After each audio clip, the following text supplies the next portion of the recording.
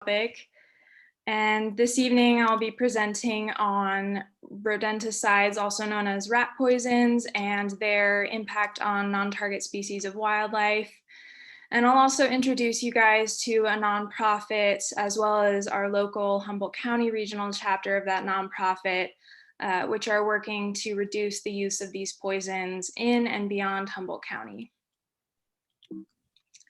Oops. So to begin, I'll just give a brief overview of rodenticides, including the different types and how they work in the body, as well as the different non-target species that are impacted by their use. And then also the ecological role of raptors and the role that Raptors Are the Solution, as well as Rats, our local regional chapter, play in reducing the use of these poisons. And lastly, the part that everyone's probably really excited about is how you can prevent rodent issues without using poisons, or if you have a rodent issue, how you can manage that rodent issue without using poisons. And so to begin, I wanted to include this quote from a peer-reviewed journal article that was published decades ago.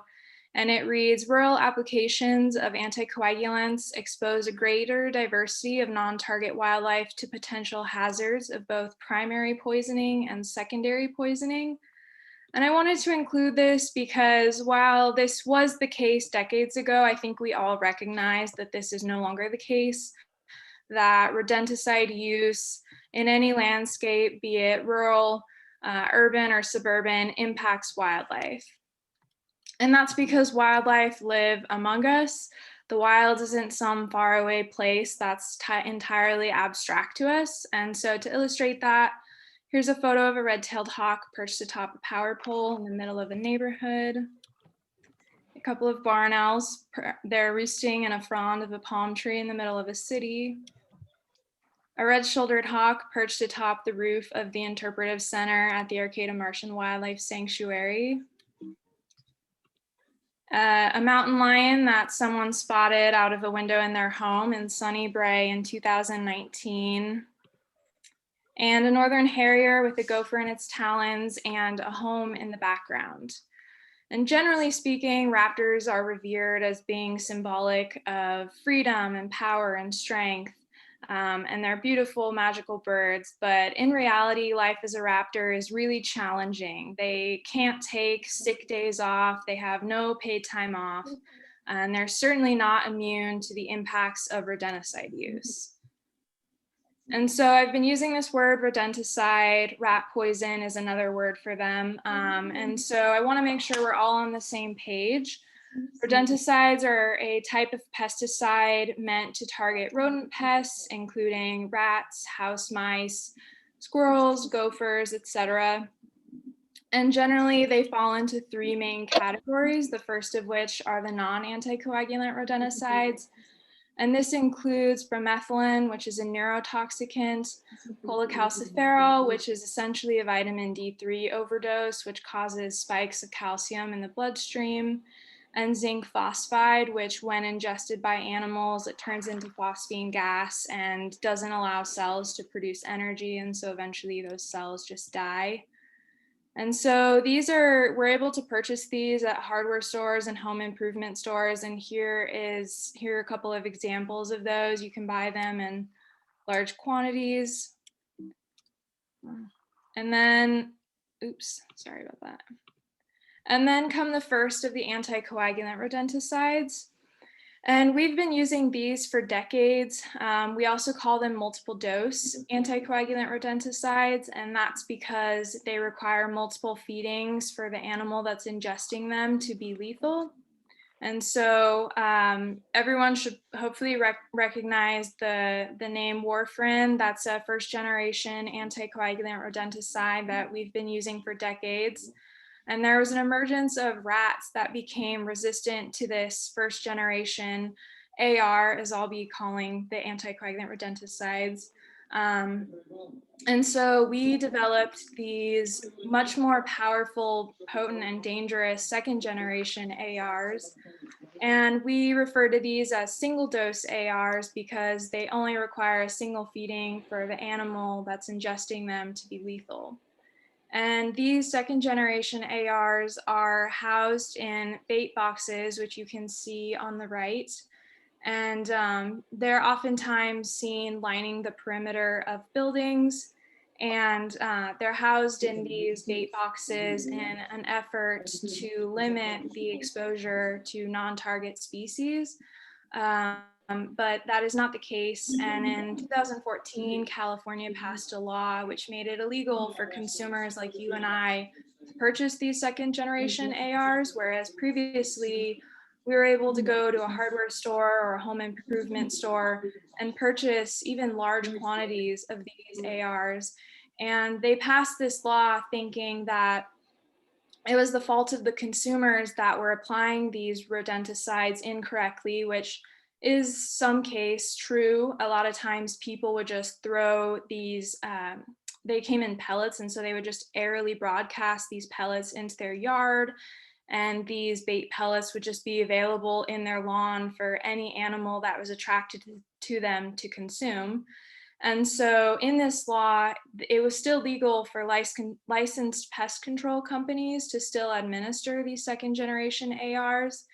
And so a lot of times when you have a rodent issue and you call a pest control company, they're very quick to recommend these. And if you do decide to use these, they will be administered in these bait boxes. And once you know what these look like and you know that they're indicative of second generation AR use, you will start to see them everywhere. Mm-hmm. And I included these photos just to highlight that people or manufacturers are now making bait boxes that mimic natural objects like rocks. So we might have to start looking for them a little bit harder.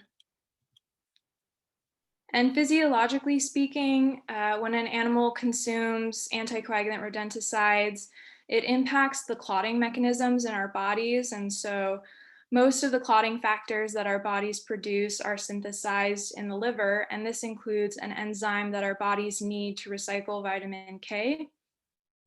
And when we consume anticoagulants, it inhibits this process, and once enough of an anticoagulant is consumed, internal bleeding occurs.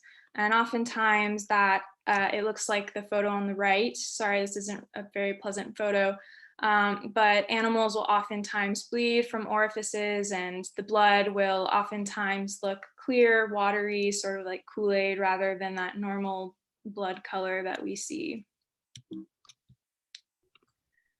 On the landscape, however, this looks a bit different. Typically, a rodent will enter a bait box like I showed previously, and they will consume some of that poisoned bait. And then they'll exit the bait box, and there's a delay between the time of ingestion of that bait and when they will actually start displaying really obvious symptoms. I'm sure some people here have seen a rodent that has been poisoned.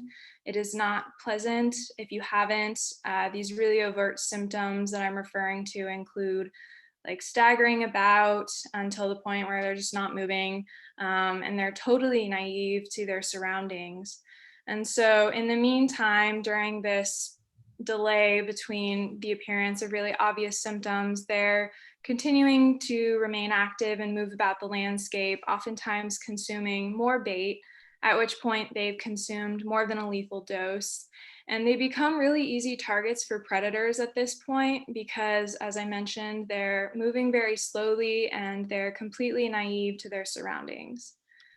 And so if we think of optimal foraging theory, which suggests that animals make foraging decisions based on compromises between energetic costs of searching for and capturing prey items, as well as the risk of injury if that prey item defends itself, weighed against the nutritional and energetic gain from consuming that prey item.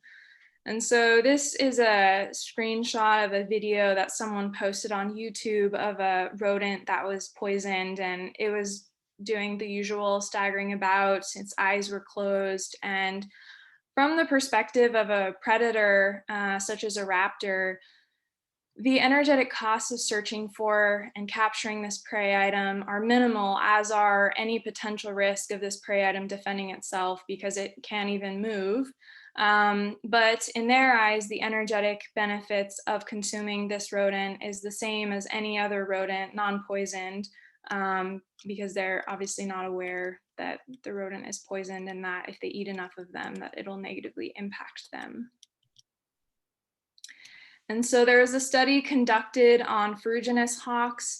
They experimentally treated some black-tailed prairie dog colonies with first generation AR, and they monitored where the ferruginous hawks were foraging, as well as which rodents they were capturing and consuming. And they found that these ferruginous hawks were preferentially preying on poisoned rodents. So they were spending more time foraging around those treated colonies, and they were consuming more of the prairie dogs from those treated colonies. And so this suggests that behavior for favoring poison prey can develop, and this is an issue when we consider that this behavior can increase raptor encounters with poisoned rodents.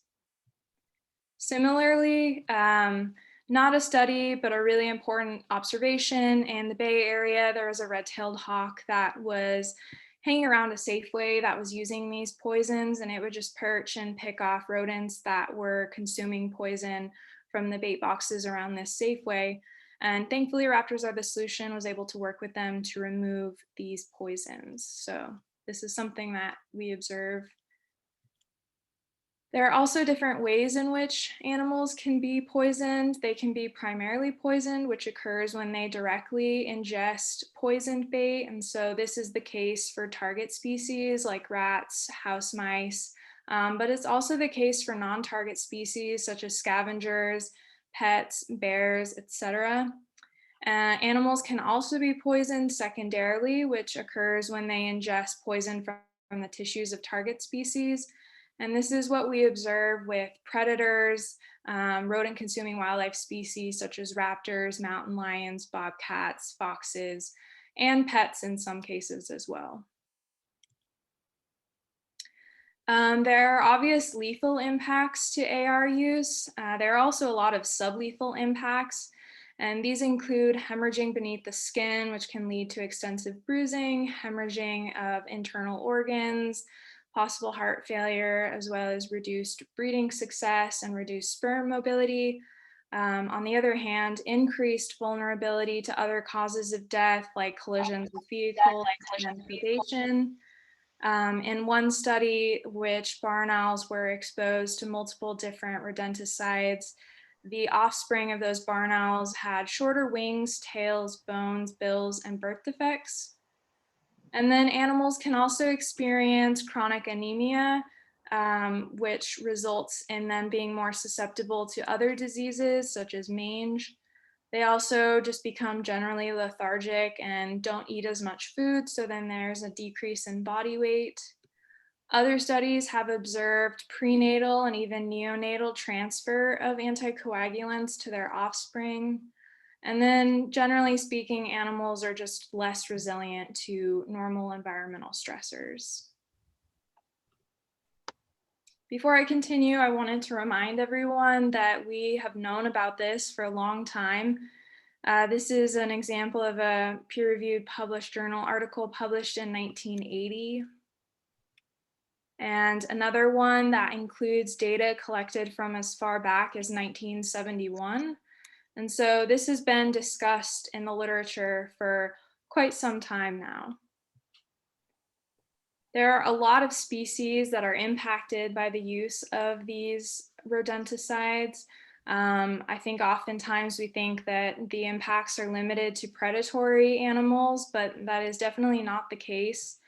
So here's an example of an insectivorous passerine. The nestlings of this bird were secondarily exposed and then subsequently poisoned by a second generation AR.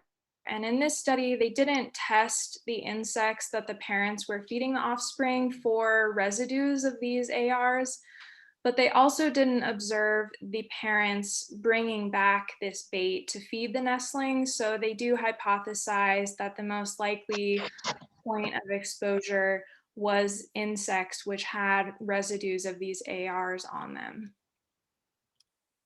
or in them rather.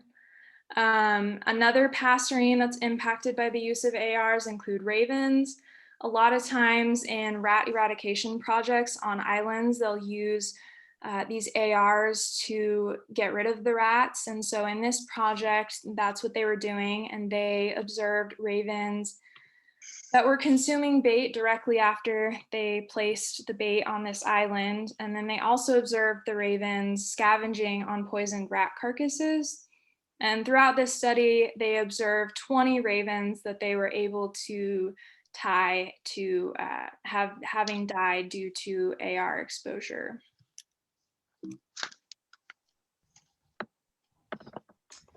Much closer to home, this study found that 70% of northern spotted owls in northwestern California tested positive for ARs.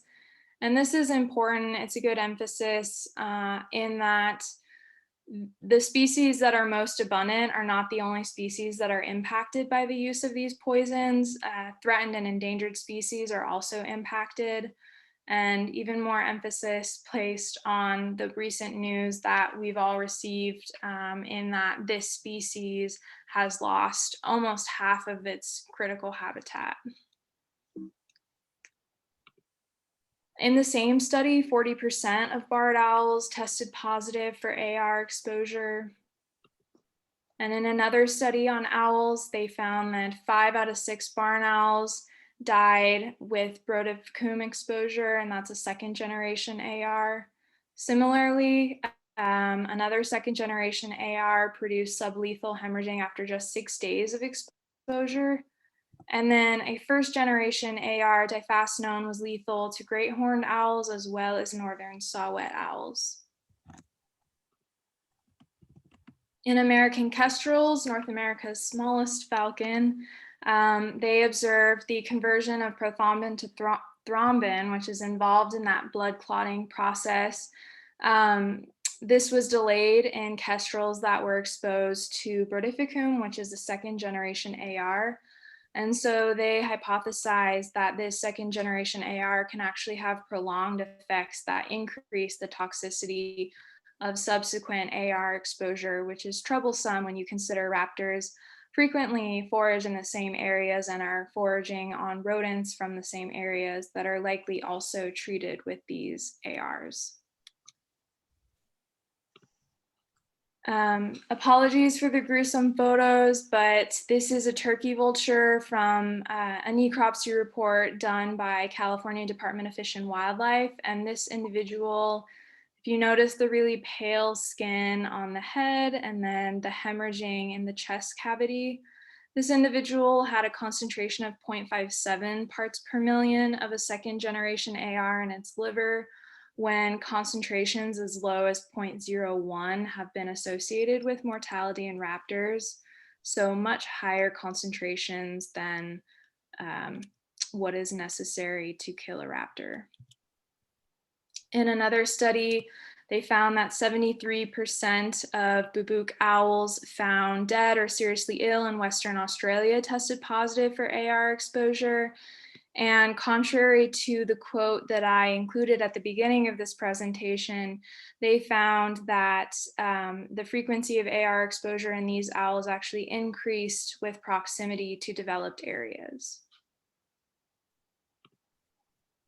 Moving on to mammals, P22, a very well-known mountain lion.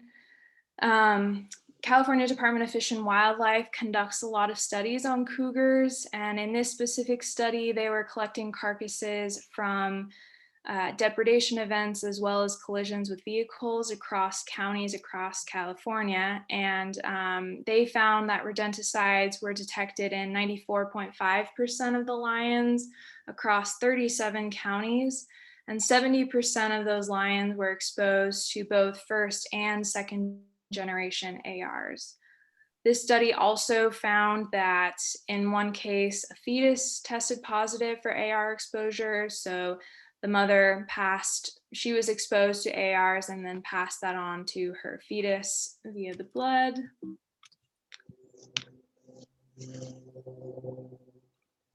Sorry. And then P22 again, although not looking as nice. They recaptured this cougar in March of 2014 to change the batteries that they were using in the collar to monitor his movements, and found that he had mange. And after taking some blood, it was confirmed that P22 was exposed to multiple different anticoagulant rodenticides. Similarly, 90% of bobcats in the Santa Monica Mountains tested positive for AR exposure. And an additional study found that these anticoagulant rodenticides cause dramatic changes to gene expression in bobcats, with more than 1,800 genes related to their skin and immune systems being impacted. And this was determined to be the cause of the fatal mange outbreak in 2002. Another gruesome photo, sorry. This is a San Joaquin kit box, again, another California Department of Fish and Wildlife necropsy report in which the probable cause of death was anticoagulant rodenticide intoxication. And notice the really pale gums as well as the hemorrhaging in the abdominal cavity. Again, also emphasis in that not only abundant species are impacted by the use of these ARs, threatened and endangered species, again, are also impacted. In another study very close to home, 79% of Pacific fishers tested positive for AR exposure. And in this study, they were able to directly tie 4 deaths of fishers related to AR toxicosis. And they also documented the first neonatal transfer of an anticoagulant rodenticide to a fisher kit. And then this is just one example of a bear that's in the California Department of Fish and Wildlife necropsy reports. This individual had residues of 4 different anticoagulant rodenticides in its liver and a concentration, a very, very high concentration of 1.3 parts per million of a second generation AR. Compared to concentrations as low as 0.1 or 0.2 being associated with AR toxicosis in mammals. It's also not limited to birds and mammals. The issue goes beyond them and includes reptiles as well. So in this study, this was recently published in 2020, they found frequent exposure in reptiles with 91% of dugites being exposed, 60% of bobtails, and 45% of tiger snakes.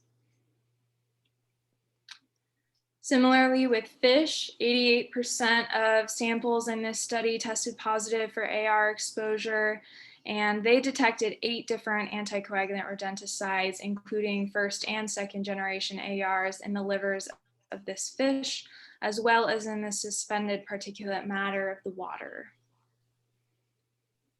And honestly, some of the most shocking research to me is the research done on invertebrates and how ARs impact them and how frequently they're exposed. In this study, they found that 90% of the slugs that they tested were exposed to Brodificum after application in a field study. Similarly, snails and banana slugs were both common invertebrates found feeding directly on bait stations. They also had mollusks that tested positive for this second generation AR. And one interesting note that they included in this paper was that the mollusks that they were handling to test, you could actually see the bright blue bait through the translucent skin of these mollusks. And similarly, bowfly larvae, which are a carrion insect, also tested positive for second generation AR residues.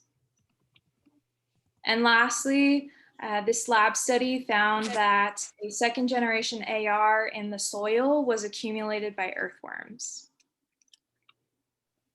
So there's a wide variety of species that are impacted across taxa.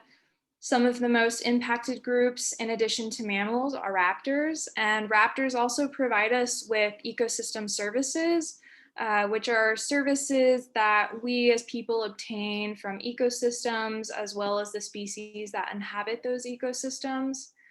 And these services are typically split into groups. And so raptors fall within the regulating services as well as the cultural services that they provide us. And so regulating services, meaning they regulate rodent populations, they consume rodents and other small mammals, as well as consuming carrion. But they also provide us with cultural services. We enjoy raptors. They're also really important to a lot of indigenous communities as well. And as we like to say, the proof is in the pellet.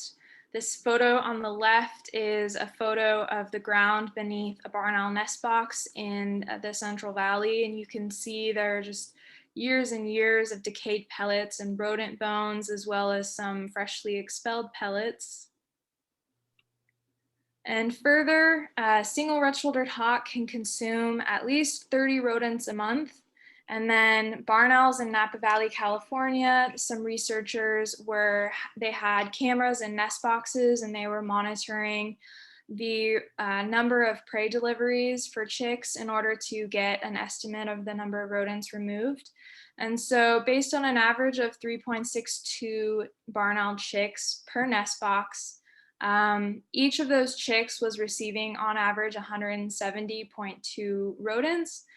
And so those numbers combined with conservative estimates of owl survival and the number of rodents consumed outside of the breeding season, they estimated that 3,466 rodents are removed just by a single barn owl family in a full year. And so if you multiply that by the hundreds of barn owl boxes throughout the valley, that's tens of thousands of rodents that are removed just by barn owls in Napa Valley alone. And this brings me to Raptors Are the Solution, which is a nonprofit organization that was co-founded in 2011 by Lisa Owens-Viani and Alan Fish. And they co-founded Raptors Are the Solution, also known as RATS, in response to some Cooper's hawk fledglings that were found dying in Lisa's neighborhood.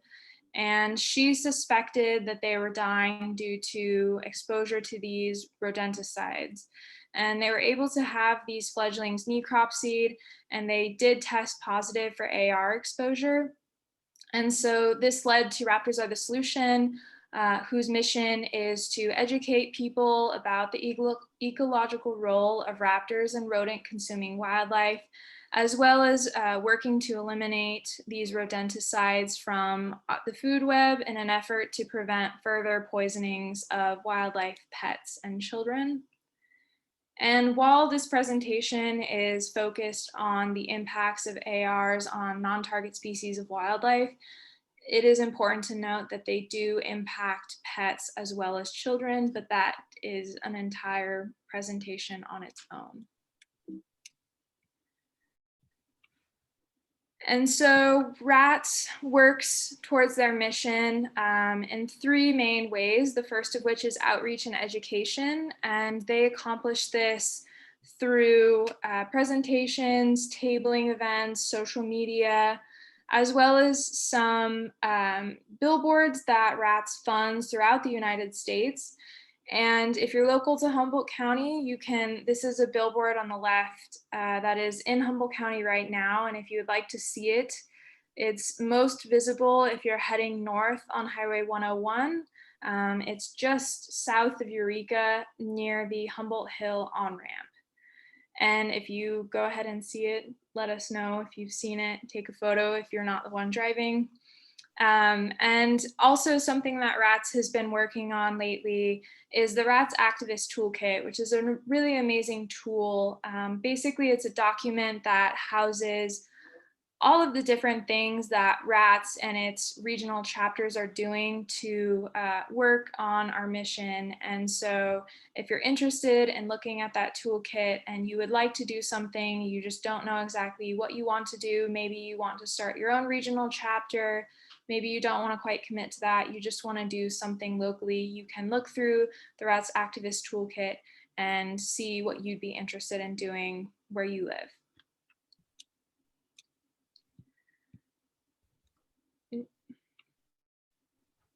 Another way in which we work towards our mission is through litigation. In 2017, RATS sent California Department of Pesticide Regulation a letter requesting them to reevaluate the direct and cumulative effects of both first and second generation ARs, to which they declined. And so in 2018, RATS filed a lawsuit pursuant to CEQA, or California Environmental Quality Act, for failing to adequately analyze the impacts of these ARs on our state's wildlife. And so what this did was place the burden of proof on California Department of Pesticide Regulation. We have the science, we have the necropsy reports to show that these poisons negatively impact wildlife. And so it is up to California Department of Pesticide Regulation to prove the opposite of that. And so they've agreed to reevaluate second generation ARs, but did not agree to reevaluate first generation ARs. And this leads us to Assembly Bill 1788, otherwise known as the California Ecosystems Protection Act. Some of you may be familiar with this bill. It just passed in September of 2020 and went into effect January 1st, 2021. And what it does is it places a moratorium, which is a temporary ban on these second generation ARs until California Department of Pesticide Regulation completes that reevaluation process that they agreed to do, and California Department of Fish and Wildlife determines they do not result in any significant adverse effects to non-target wildlife. There are public health and agricultural exemptions included in this bill, but this bill is a huge win for wildlife, and we hope that this bill will lead to similar laws in other states. And since Assembly Bill 1788 went into effect, we've gotten numerous very important questions about enforcement, things like the timeline of enforcement, how it will be enforced.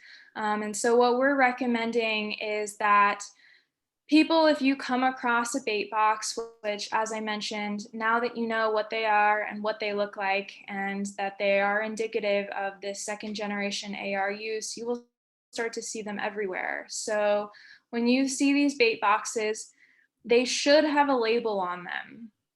And so if you look at this label, there's going to be an active ingredient, and we have developed a chart of poisons, which is available on the Raptors Are the Solution website. And that's www.raptorsarethesolution.org. And so you look at this active ingredient on the label and you compare it to the poison chart.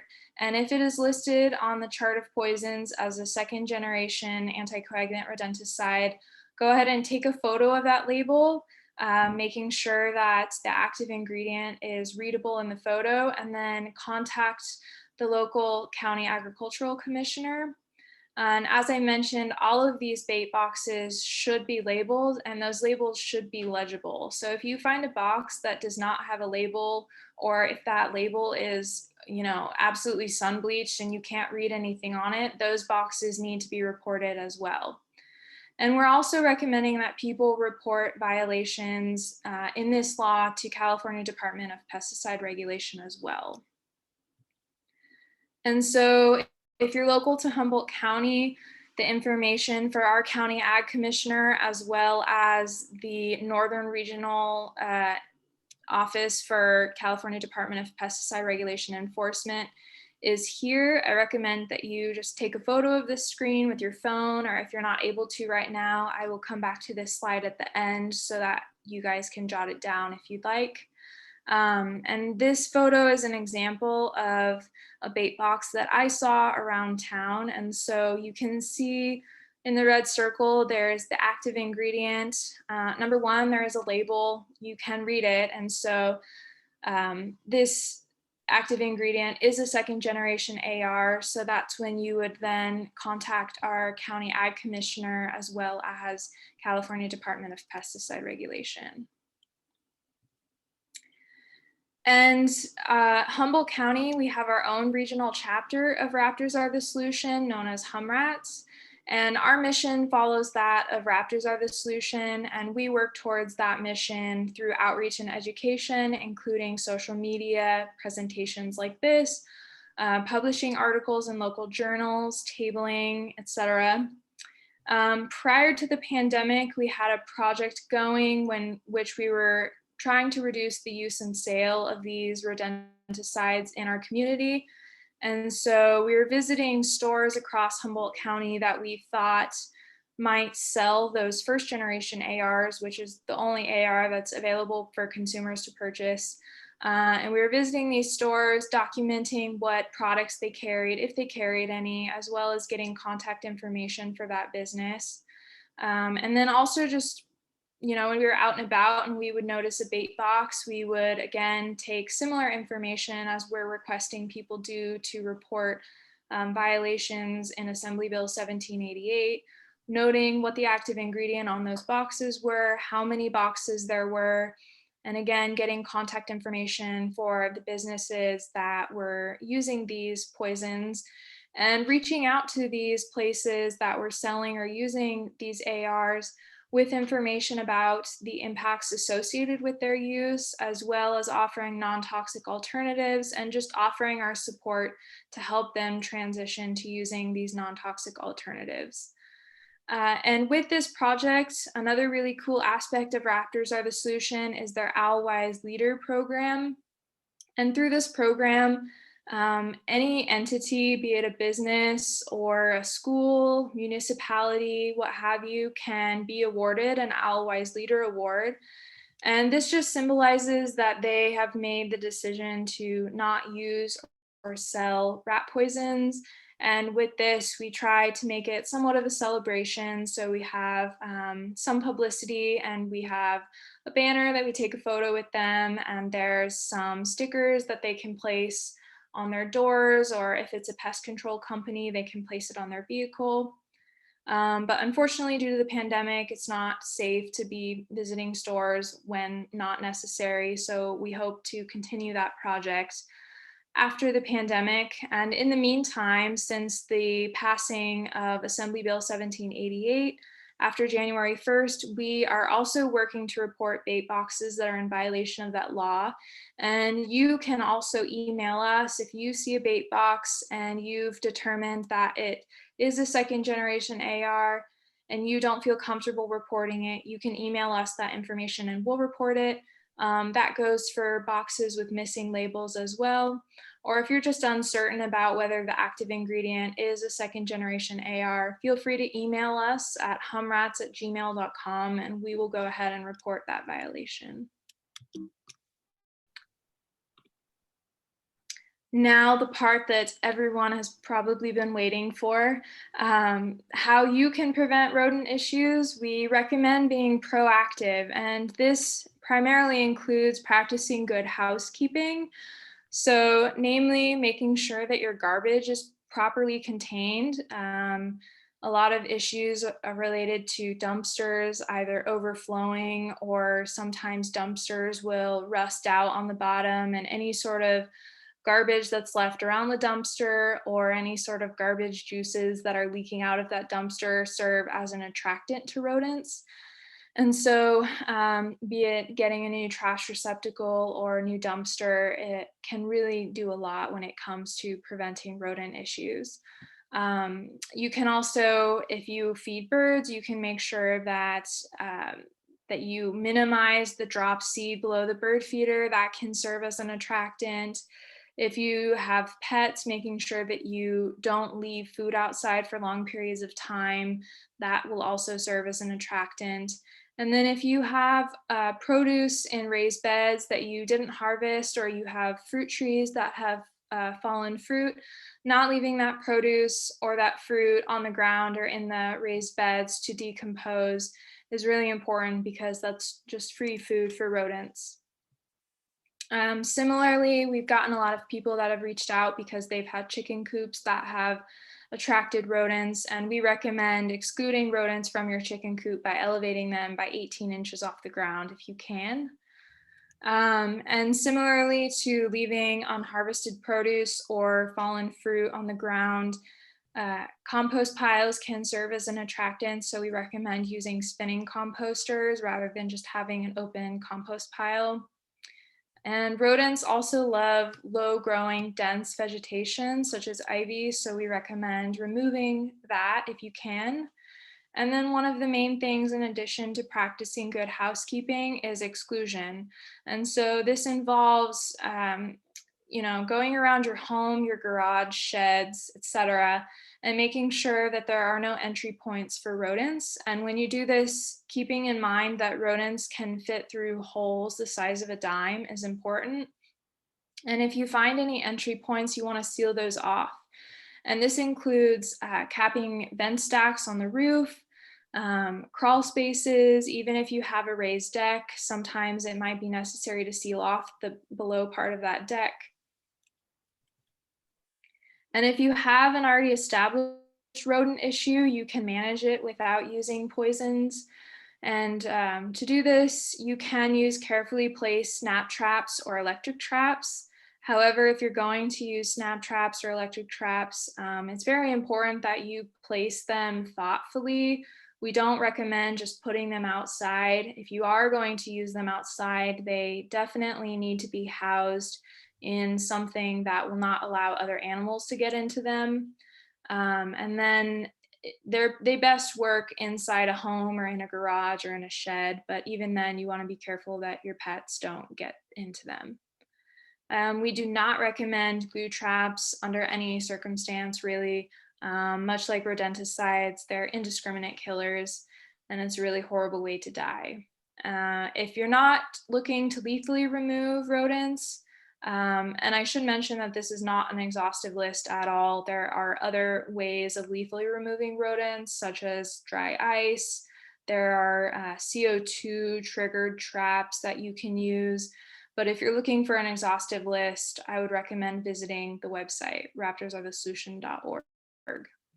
If you're just looking to deter rodents, people have had good luck with sprinkling cayenne pepper along their trails if you're able to identify where they're moving frequently. That way, when they're walking on the trails, it gets on their feet, and then when they're cleaning themselves, they don't like it. And then there are also other botanical deterrents, as well as some ways that you can use light to deter rodents. Depending on your land, how much property you have, where you're located, you can also consider installing barn owl nest boxes, or there's kestrel nest boxes, and there are also raptor perches. And so with this, we don't advise people on doing this unless they're confident that their neighbors and the surrounding people don't use poisons, because we don't want to attract raptors to an area that they're then going to be consuming poisoned rodents. But feel free to email us if you would like help in brainstorming ways to reach out to your neighbors to see if they use rodenticides, or if you're confident that your neighbors are not using rodenticides and you would like help with nest box plans or placement of nest boxes or raptor perches. We're happy to help advise with that. And you all can help as well. You can do a lot of help by being proactive rather than reactive when it comes to rodent issues.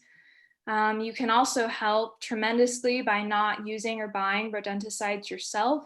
And if you do have a rodent issue and you call a pest control company, demand that they don't use poisons. And you will likely have to be firm in this because they're very quick to recommend the use of rodenticides. You can also help by now reporting bait boxes that you see in violation of Assembly Bill 1788.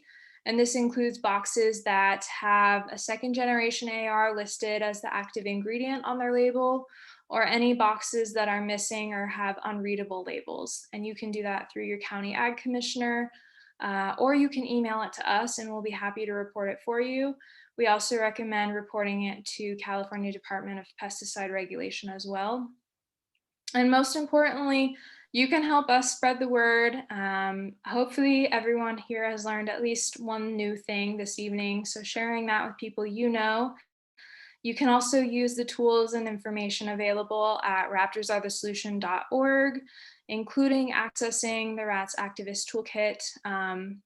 Send us an email if you'd like access to that at raptorsarethesolution@gmail.com. It's a wealth of information both in the toolkit and on our website. And as always, if anyone would like to know more about something that I've mentioned in this presentation, or you would like access to any of the references that I cited, please email me, humrats@gmail.com. I'd be happy to email you any of the sources I referenced. And before we get into questions, huge thanks to all the photographers that allow us to use their artwork. Without them allowing us to use their work, our work wouldn't be possible or as impactful as it is. Their art really makes it worth it. And so with that, I will open it up to questions. And Lisa, the co-founder of Rats, she is here to field questions. If I'm unable to answer anyone's questions, she will more than likely be able to.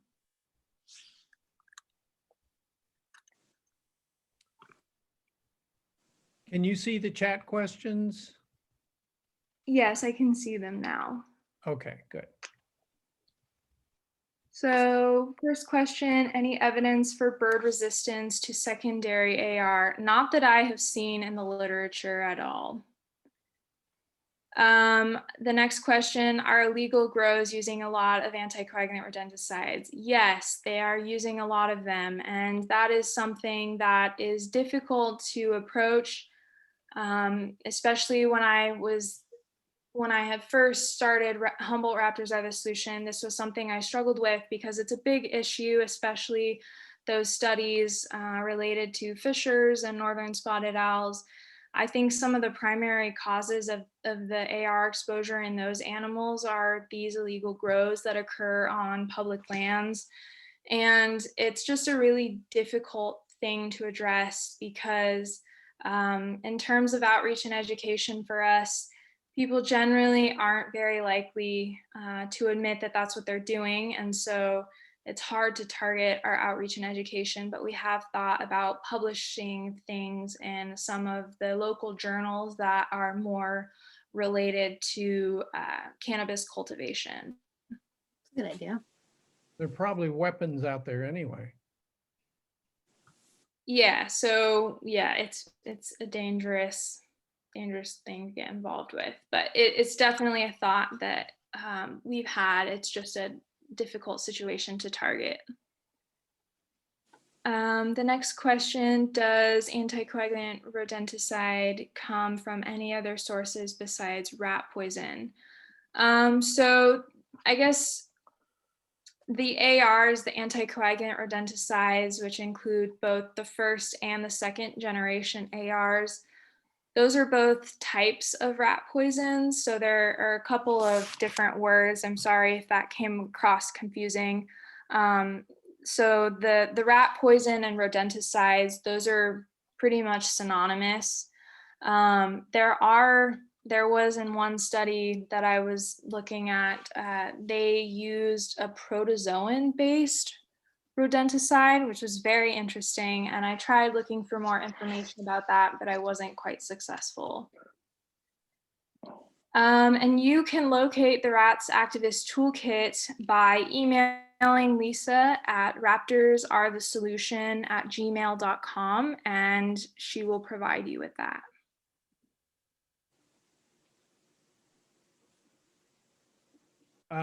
There's quite a few questions here that came to me. I'll just read them off.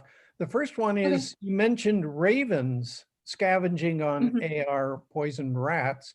Any evidence of crows being impacted as well? Not quite that I've seen in the literature, but I assume that it does happen. I know crows are probably a bit more reliant on like human subsidies, like garbage, maybe more so than ravens, I guess, depending on the area. But I don't think that a crow would turn down a rodent carcass. So I'm sure that it does happen. Yeah, okay. Here's another one. It seems there would be an opportunity for rat poisons to show up in wine grapes or table grapes. Your thoughts? It has been a previous question asked by people of whether or not there's any potential risk to humans, especially because I think even game birds have tested positive for ARs. And so I guess I'm not familiar enough with like soil sciences and actual like growing practices of wine grapes or table grapes to really be able to answer that. But I can look into that and see if I find anything and get back to whoever asked that question, if they want to provide me their email. Oh, and of course, I've recorded this, and this will be on our website. I don't know that I got your permission, Jaime, to do that. Are That you? is fine. Okay. Yeah. So there are a few questions here about can they preview or review the talk as a whole or some part of it? And yes, we will have it on FOAM's website, as well as Raptors Are the Solution. I almost said Rats Are the Solution. Yeah, not quite close though. All right, let's see. The last question on the list, do you think that any legislation will be passed that will apply to ag operations? That's a hard question. I know a lot of people have had issues with the exemptions for ag in even Assembly Bill 1788. But really, in order to pass anything during these crazy times, I don't think that it would have been passed if there was no exemption for ag. So it's hard to say if that would happen. I mean, I think we would. There are farms that are organic and they use other alternatives such as barn on nest boxes or other growing practices without using rodenticides. So it is possible, and I think we would like to maybe hope for that, but it's hard to say. Okay. All right, well, that was a really thorough coverage of the topic. I appreciate you being willing. I'm sorry, I submitted a question to you, Elliot. I guess it didn't get through. Do you see it on your chat? Go ahead and why don't you just ask it, Joel? Okay, thank you. Well, okay, good. Yeah, hi, great talk. Really enjoyed it. I'm glad it was recorded. I want to hear it again. I just want to let I see this group that's sponsoring it is the Arcata Marsh, which is great because that is in the coastal zone. I don't know if you emphasized it, but in general, cities and counties cannot control rodenticide use in any way. Only the state is allowed to, which is why Lisa put this incredible effort in to harassing the Department of Pesticide Regulation, which deserves it. But you people in Arcata and Humboldt County and Eureka and other places on the coast actually have special superpower to ban rodenticides. You have to do it through your city or county government. And the reason is the coastal zone is a special state designated region, which has special laws. We actually did that here in the Santa Monica Mountains and in Malibu. And it only took us 6 years, but we learned a tremendous amount. So we're a precedent now. So we can help you ban rodenticides where you are. This is one of our main goals of our organization, which is Poison Free Malibu, is to at least ban whatever we can in the coastal zone. So if you want to do something really neat, you have to go look at the map to see where the coastal zone actually is. It's a completely irrational, irregular, very jagged boundary, which was created in the 70s with a lot of politics involved. But it definitely includes your marsh, for example. So if you'd like to work with the city of Arcata or Eureka or Humboldt County, we would really, really would like to help you ban rodenticides in the coastal zone, and contact Jaime or Lisa, and we'll get in contact with you and start a conversation. Thank you. Thank you. Anything Yeah, else? that's something that we actually have looked into previously as well, but thank you for the reminder on that. Okay, well, we've had a thorough introduction and coverage of this topic, and I'm getting religion on it myself. I own some apartments, and should that come up, I feel better equipped to deal with it, as it might very well happen. I would like to let everyone know that next month our speaker will be Dave Couch, who is on the board for Friends of the Arcata Marsh. As you may know, the marsh plant, the machinery and the operation of the marshes is undergoing a planned reconstruction, cleaning out of the marshes, some new equipment being added, replacement of others. And Dave next month will be giving us a rundown on what that potential remodel will entail.